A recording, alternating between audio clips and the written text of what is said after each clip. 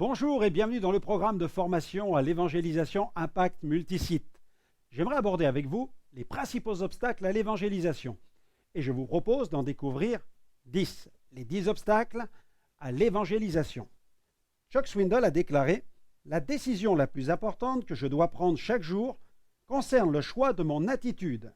Si je fais le bon choix, aucune barrière n'est trop haute, aucune vallée trop profonde, aucun rêve trop extrême, aucun défi trop grand pour moi. Comme Chuck Swindoll, adoptons une attitude de victoire et ne laissons aucune barrière nous empêcher d'aller à la conquête des âmes. Allez, vous êtes prêts? On y va. Franchissons ces 10 obstacles ensemble. Obstacle numéro 1. Je l'ai intitulé la muraille de l'intimidation. N'ayons pas peur. Ne nous laissons pas intimider. N'ayons peur de personne. Si nous prenons la décision d'évangéliser, Dieu promet de nous donner sa puissance. Ayant souvent eu l'occasion de m'adresser à de grands auditoires, comme ici sur une structure mobile Gospel Vision, je trouve qu'il m'est plus facile de parler à un large public que de m'adresser à une seule personne. Ça vous surprend peut-être, mais c'est pourtant la réalité. Ici, une de nos équipières entame une conversation dans la rue avec des personnes qui assistent à l'un de nos programmes. Nous veillons scrupuleusement à engager tous nos équipiers dans cette forme d'évangélisation dite individuelle. En effet, le prédicateur qui s'adresse à une foule cherche à susciter des décisions pour Christ. Il ne va pas chercher à parler avec chacune des âmes qui s'avancent en direction de l'estrade au moment de l'appel au salut. Il m'est arrivé de prêcher à de grands auditoires dans de nombreux pays, et je bénis Dieu pour les nombreux conseillers qui ont été d'une aide tellement précieuse. Dans tous nos événements publics, nous mettons vraiment l'accent sur la nécessité de veiller à prendre soin de chaque âme qui manifeste le désir de s'approcher de Dieu. L'évangélisation personnelle vise le contact individuel. Dans ce cas-là, l'évangile n'est plus proclamé, mais il est partagé. La personne qui entend l'évangile peut, si elle le désire, réagir, poser des questions, émettre un avis, partager ses idées et ses convictions. Et puis, il convient aussi de le souligner, généralement, la personne nouvelle qui se présente dans un grand rassemblement a été invitée par un ami chrétien. Elle fait partie déjà de son cercle de relations.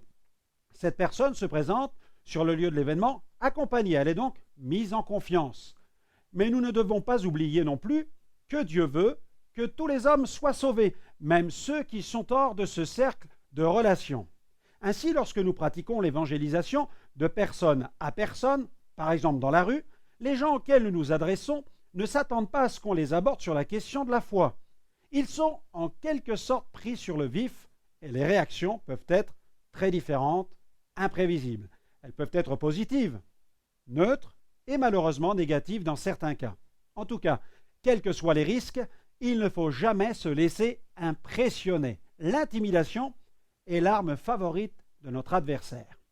Le célèbre revivaliste John Wesley avait l'habitude de dire « Je crains trop Dieu pour avoir peur des hommes. Je crains trop Dieu pour avoir peur des hommes. » Ne craignons pas, le Seigneur a promis de nous assister dans toutes nos actions d'évangélisation.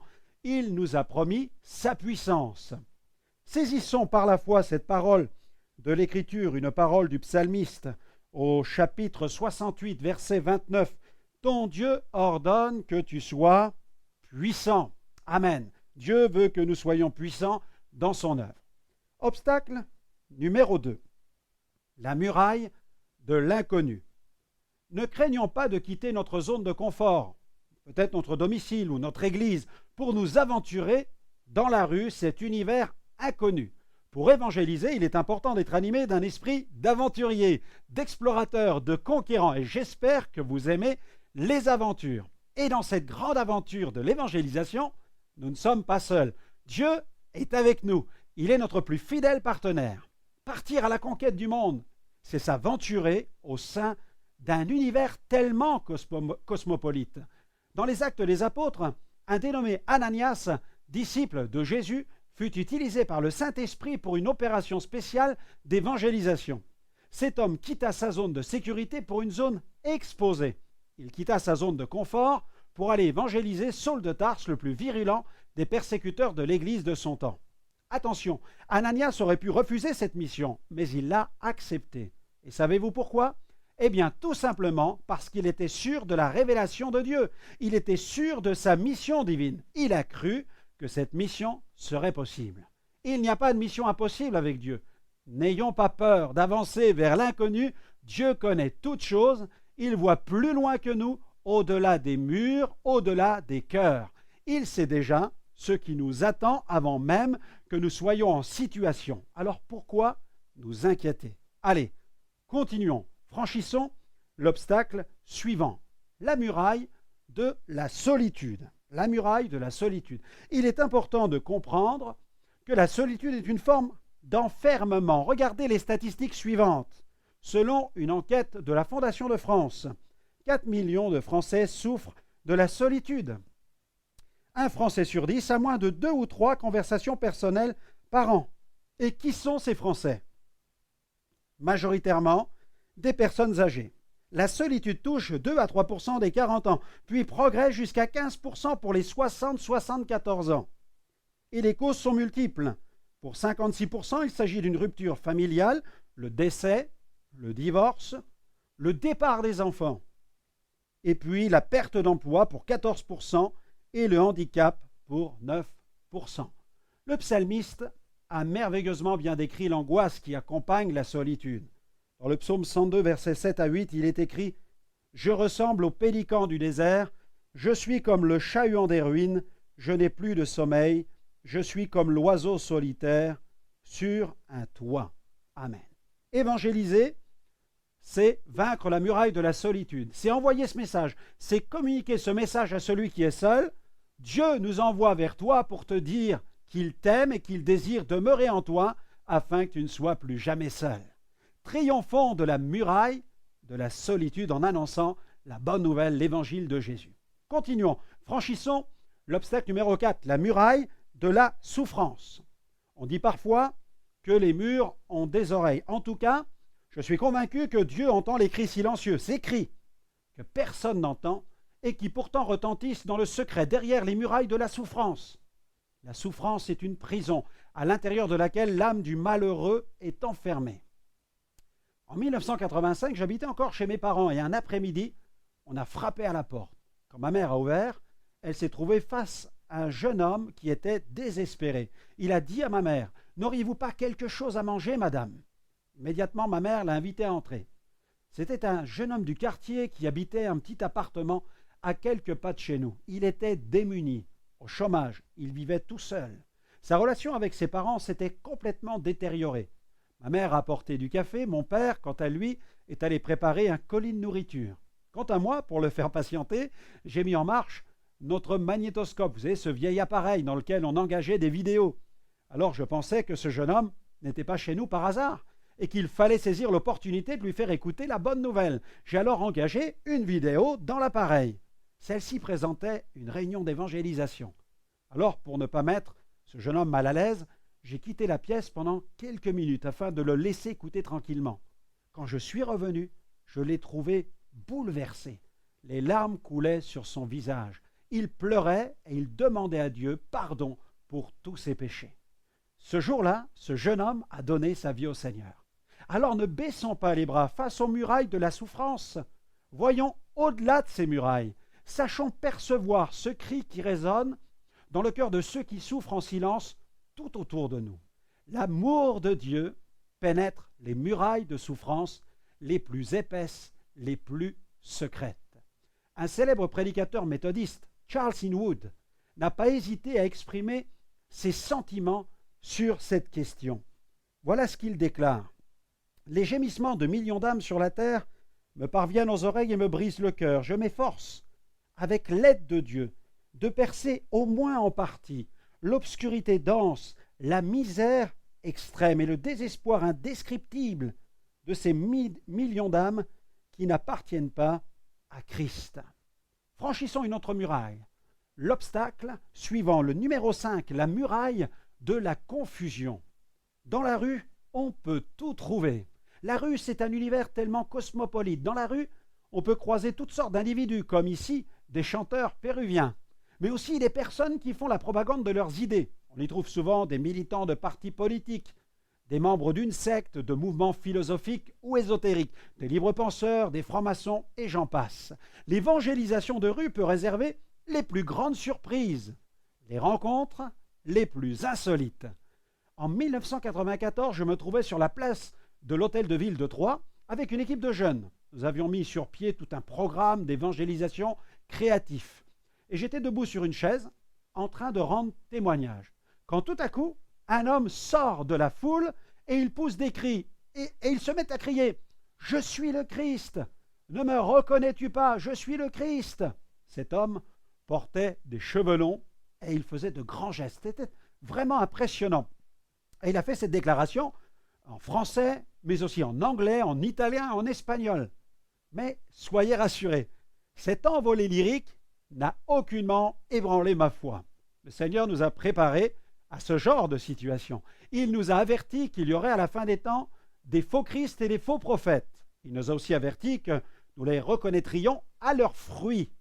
Et ce jour-là, il ne m'a pas fallu très longtemps pour identifier ce pseudo-Christ qui a été trahi par l'odeur de son haleine. En fait, il était ivre. Il avait un peu trop forcé sur la bouteille, le fruit de la vigne.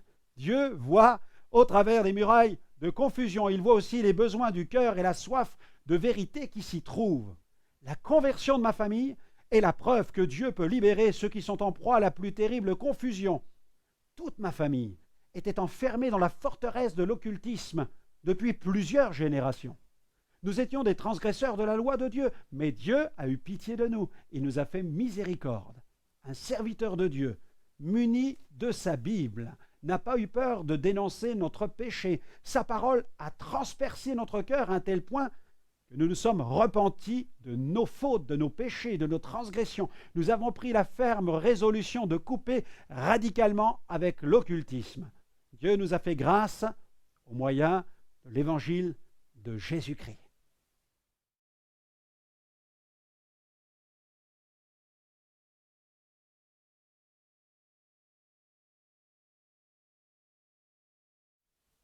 Eh bien, poursuivons notre étude. Obstacle numéro 6, la muraille du rejet. Ne soyons jamais surpris d'être rejetés parce que nous annonçons Jésus. Dans l'évangile de Luc, Jésus a pris soin de nous prévenir de ce risque. Il a déclaré, Luc 6, verset 22, « Heureux serez-vous lorsque les hommes vous haïront, lorsqu'on vous chassera, vous outragera, et qu'on rejettera votre nom comme infâme à cause du Fils de l'homme. Amen. » Lorsque nous prenons le chemin de la rue, par exemple, pour aller évangéliser, ne soyons donc pas surpris si nous sommes rejetés, car nous allons directement sur le terrain de l'ennemi pour arracher les âmes à la perdition. Cet univers étranger de la rue peut devenir rapidement un univers hostile. Ne pensons pas que l'ennemi de nos âmes va dérouler un tapis rouge sous nos pieds et nous écouter tranquillement partager la bonne nouvelle. Les âmes constituent, en quelque sorte, son fonds de commerce.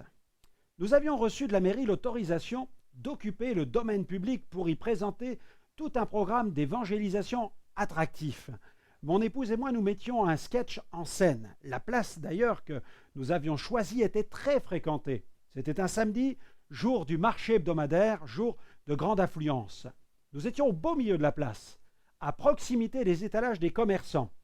Notre programme marchait très bien, peut-être même trop bien, car un grand nombre de personnes nous regardaient et nous écoutaient. Malheureusement, un commerçant s'est mis en colère et a commencé à nous insulter. Il exigeait que l'on quitte la place. Il nous reprochait de détourner la clientèle de ses étalages. Il a même voulu en venir aux mains avec moi. Et alors qu'il était sur le point de me frapper, soudainement, une femme est sortie de la foule, l'a attrapé par le nœud de sa cravate, elle l'a secoué et s'est mis à le disputer en disant « Mais allez-vous laisser ce jeune homme tranquille? Il dit de bonnes choses. Essayez d'être intelligent au moins une fois dans votre vie. » Aucun des chrétiens de l'époque de l'apôtre Paul ne pouvait ignorer ce genre de situation, la réalité du rejet et de la persécution. Les plus grands leaders de l'Église en ont souffert, mais l'opposition ne les a jamais découragés de poursuivre leur mission. C'est pourquoi fortifions-nous dans la prière, dans la foi et dans la parole de Dieu. Paul veillait toujours à fortifier l'esprit des disciples, de ses collaborateurs.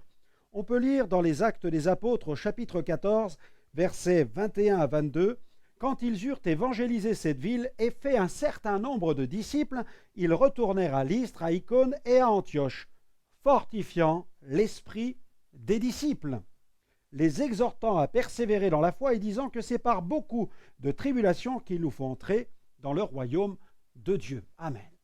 Encore aujourd'hui, nous devons faire face à la moquerie, à la critique, à la calomnie et parfois même à des violences physiques. Mais tenons ferme. Charles Spurgeon nous adresse cette parole d'encouragement quand il dit « Dans le ciel, il n'y aura pas de porteur de couronne qui n'ait été un porteur de croix sur la terre. » Poursuivons, franchissons un autre obstacle. L'obstacle numéro 7, je l'ai appelé la muraille de l'indifférence. Allez, je vous propose de découvrir quelques statistiques qui vont vous motiver à évangéliser. Dans le monde, chaque seconde, 4 enfants naissent. Des bébés viennent au monde. 4. Et puis, malheureusement, 2 personnes disparaissent, 2 personnes décèdent. Il y a donc, chaque seconde, 2 personnes de plus sur la Terre. À ce rythme, nous pourrions être bien 2 fois plus nombreux d'ici 60 ans, soit 13 milliards au lieu des 7 milliards que nous connaissons aujourd'hui. Évangéliser, c'est considérer l'urgence sous 2 angles. D'abord, il faut évangéliser les âmes parce qu'elles vont partir dans l'éternité. Ça, c'est la première raison. Ensuite, il faut considérer, autre point, la croissance démographique mondiale. Et dans les 2 cas, évangéliser, c'est arracher les âmes à la perdition. Paul avait conscience de cette terrible réalité d'un monde sans Jésus, sans Christ, mort dans ses péchés. Dans sa 2e lettre adressée aux chrétiens de Corinthe, d'ailleurs, il écrit ceci : « Car l'amour de Christ nous presse, parce que nous estimons que si un seul est mort pour tous, tous donc sont morts. » 2 Corinthiens chapitre 5, verset 14. Il affirmait « tous donc sont morts ». L'Église de Jésus-Christ doit donc prendre conscience de l'enjeu des événements actuels. Les guerres, les conflits ethniques, le terrorisme, l'apostasie, l'immoralité, la famine, la pollution, la destruction de la couche d'ozone, le réchauffement climatique, la fonte des glaces, la montée des eaux et la persécution grandissante sont autant de signaux d'alarme qui doivent nous réveiller et nous booster dans l'évangélisation. Jésus est à la porte, mais n'oublions pas que son retour est conditionné à un autre signe, l'ultime celui-là, celui d'un vaste mouvement d'évangélisation à l'échelle mondiale. Jésus a déclaré dans Matthieu 24, verset 14, « Cette bonne nouvelle du royaume sera prêchée dans le monde entier pour servir de témoignage à toutes les nations, alors viendra la fin. » Ne nous laissons donc pas décourager par cette ambiance d'indifférence qui gagne la plupart des pays riches et principalement ceux d'Europe de l'Ouest. En Allemagne, avec une équipe de jeunes, j'ai eu l'occasion d'aller évangéliser dans la rue un samedi après-midi. J'étais stupéfait en regardant cette rue piétonne qui était bondée de gens. Une foule de gens des plus cosmopolites, affichant les looks les plus divers, hard rock, gothique, djellaba. J'ai même vu des membres de la secte Hare Krishna. À part quelques commerçants mécontents qui nous ont demandé d'aller évangéliser plus loin, quelques dizaines de personnes se sont tout de même arrêtées pour m'écouter. Nous n'avons pas rencontré de réelle opposition dans la rue, non, seulement de l'indifférence. Nous avons retrouvé pas mal de nos tracts dans les poubelles des rues piétonnes du quartier, mais dramatiquement, cette muraille est souvent l'une des plus difficiles à renverser, surtout quand elle domine au sein de l'Église. Que le monde soit indifférent, on peut le comprendre, mais quand c'est l'Église du Seigneur, c'est criminel. Face à l'indifférence, Martin Luther King a dit « Ce qui m'effraie, ce n'est pas l'oppression des méchants, c'est l'indifférence des bons. » Poursuivons, franchissons encore un autre obstacle. Obstacle numéro 8, la muraille de nos clichés. La muraille de nos clichés. Si nous voulons évangéliser efficacement, il nous faut dépasser cette autre muraille, celle de nos propres clichés. En effet, il nous faut veiller à ne pas transférer notre propre expérience sur la vie de ceux que nous voulons conduire à Jésus. Ma conversion a rapidement révolutionné ma vie. Mon témoignage aujourd'hui est accessible en plusieurs langues, sous de multiples formats, DVD, CD, brochures, livres, etc. Mais très vite, j'ai appris que toutes les conversions ne se ressemblent pas. Certains, dont la conversion a été rapide et radicale, s'attendent souvent à ce que les gens qu'ils évangélisent se convertissent de la même manière qu'eux. Alors attention, car ce cliché peut rapidement devenir un obstacle à l'évangélisation. Nous ne devons jamais perdre de vue que chaque conversion est unique, qu'elle suit un itinéraire unique, car chaque individu est unique. Et même si le message de Dieu est le même pour tous, souvenons-nous que Dieu agit de façon différente en fonction des personnes. Dieu est flexible. Alors soyons nous aussi flexibles. Le Seigneur peut se révéler partout et dans des circonstances différentes. Pour lui, peu importe l'endroit. On ne peut l'enfermer entre les quatre murs d'une église. Mais quel que soit le lieu, il se révèle toujours au moment opportun. J'ai ici quelques exemples. Je pense à Jairus, le chef d'une synagogue. Il a entendu la bonne nouvelle chez lui au cours d'un repas dont Jésus était l'invité d'honneur. Zachée, voilà, un collecteur d'impôts de la ville de Jéricho. Il rencontre Jésus alors qu'il était caché dans un arbre. Ensuite, il reçoit Jésus chez lui et sa vie va changer. Tout le village de Béthanie s'est trouvé confronté à la puissance de l'Évangile dans un endroit plutôt insolite, un cimetière. En effet, ce jour-là, Jésus a ressuscité son vieil ami Lazare. Un homme du pays de Gadara a donné sa vie au Christ après avoir été délivré d'une légion de démons. Le brigand crucifié avec Jésus a reçu l'Évangile sur le lieu même de son exécution. Le centurion nommé Corneille reçoit l'Évangile chez lui, dans sa maison. Le geôlier de la ville de Philippe reçoit l'Évangile dans la prison où il travaille. L'eunuque éthiopien reçoit l'Évangile sur le char où il est assis. Saul de Tarse a rencontré Jésus sur le chemin de Damas. Alors qu'il pourchassait les chrétiens, il voulait les capturer pour les jeter en prison. Et ce ne sont ici que quelques exemples. Faisons tomber la muraille de nos clichés qui fait si souvent obstacle lorsque nous évangélisons. Ne limitons pas Dieu. Certains reçoivent Jésus comme sauveur suite à un miracle, à une guérison ou à une parole qui les a profondément touchés. Certaines conversions sont immédiates, radicales, alors que d'autres réclament plus de temps et suivent un long processus. Chaque personne est vraiment différente. Bien entendu, je crois que l'on peut se convertir aujourd'hui aussi radicalement qu'hier, mais veillons à ne pas systématiser. Poursuivons, franchissons un nouvel obstacle. Obstacle numéro 9, je l'ai intitulé la muraille de la tiédeur. Une muraille qui fait souvent obstacle à l'évangélisation, c'est l'Église elle-même. En effet, cette Église, qui est la colonne de la vérité, n'est pas toujours l'appui de la vérité. Elle n'évangélise pas comme elle le devrait. Il suffit de fréquenter les réunions d'évangélisation dans les églises locales pour s'en rendre compte. La différence entre le nombre de participants au culte et aux réunions d'évangélisation est flagrante. Jetez même un coup d'œil au comptoir de librairie des églises et comptez le nombre d'ouvrages qui traitent de l'évangélisation. Dans cette partie du monde qui s'appelle l'Europe, la plupart des chrétiens ont la Bible et ils peuvent y lire l'appel que Jésus adresse à l'Église entière concernant la mission. Que le Saint-Esprit nous embrasse, tout à nouveau de son feu. Ne craignons pas d'aller dehors, distribuer des tracts. Ne craignons pas de frapper aux portes, ne craignons pas de parler à nos voisins, d'ouvrir notre maison. Il est vital que l'Église se réveille maintenant, car si elle ne le fait pas, elle risque de vivre un réveil douloureux.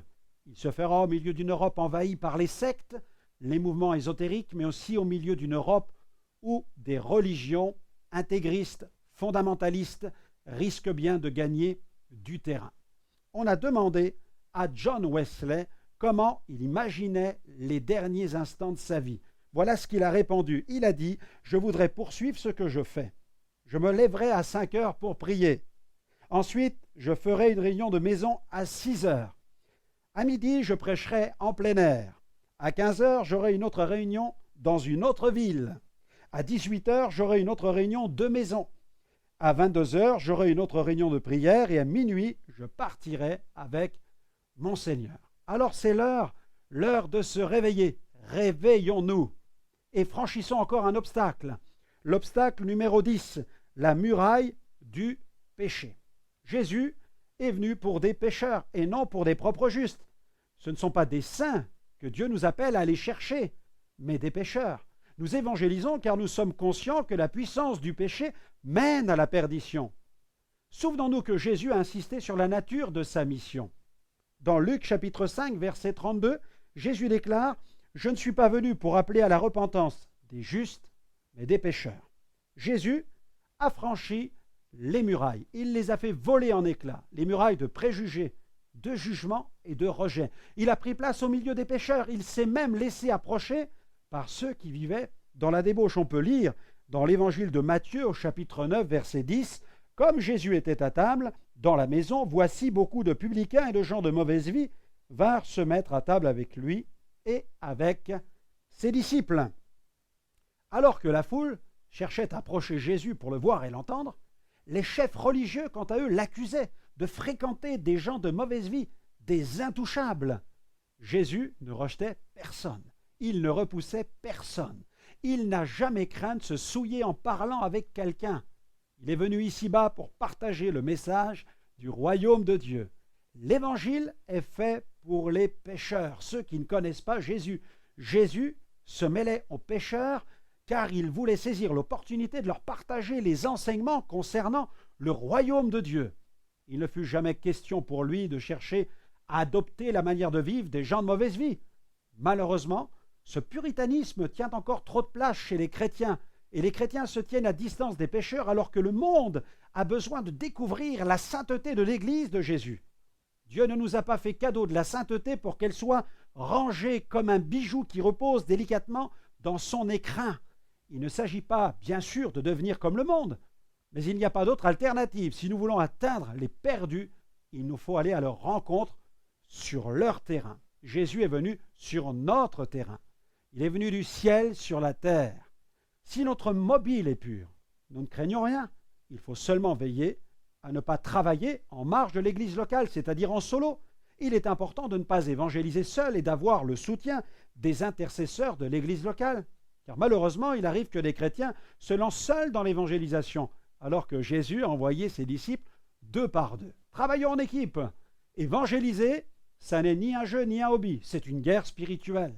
On ne doit jamais évangéliser les places que l'ennemi tient sans rechercher le soutien d'une équipe d'intercession solide. Apportons la lumière en partageant l'évangile de Jésus. Jésus qui a dit, dans Jean 8, 12, « Je suis la lumière du monde. Celui qui me suit ne marchera pas dans les ténèbres, mais il aura la lumière de la vie. » Et il nous dit, « Vous êtes la lumière du monde. Une ville située sur une montagne ne peut être cachée. » Matthieu 5, verset 14. J'espère de tout cœur que ce programme vous aura apporté une grande bénédiction spirituelle. Sachez que vous pouvez nous retrouver sur le site de Gospel Vision. Si vous désirez accéder à d'autres ressources en vidéo, alors n'hésitez pas à nous contacter. Voilà, à très bientôt dans un autre enseignement. Que Dieu vous bénisse.